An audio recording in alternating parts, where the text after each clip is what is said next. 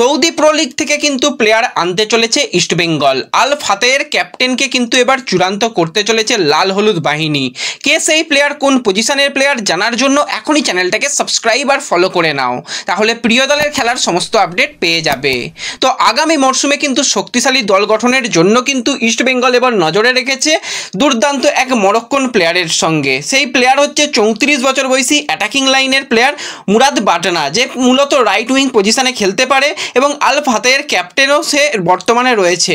Saudi pro লিগে কিন্তু তার 115 ম্যাচ খেলে 39 গোল 31 অ্যাসিস্ট, মরক্কোর ফার্স্ট টায়ার লিগে 100 ম্যাচে 35 গোল 13টা অ্যাসিস্ট, ইউএই লিগে কিন্তু 64 ম্যাচে 27 গোল এবং 25টা অ্যাসিস্ট করেছে। এছাড়া মরক্কো জাতীয় দলেরও প্লেয়ার, দুর্দান্ত প্লেয়ার, ক্যাপ্টেনশিপ করার এবিলিটি রয়েছে, উইং পজিশনে যথেষ্ট ভালো করতে পারে এবং সুন্দর ফ্রিকিক নিতে পারে। ইস্টবেঙ্গল ম্যানেজমেন্ট কিন্তু কথাবার্তা বেশ ভালোই এগোচ্ছে, সব কিছু ঠিকঠাক থাকলে এই প্লেয়ার লাল হলুদ জার্সি পরতে চলেছে।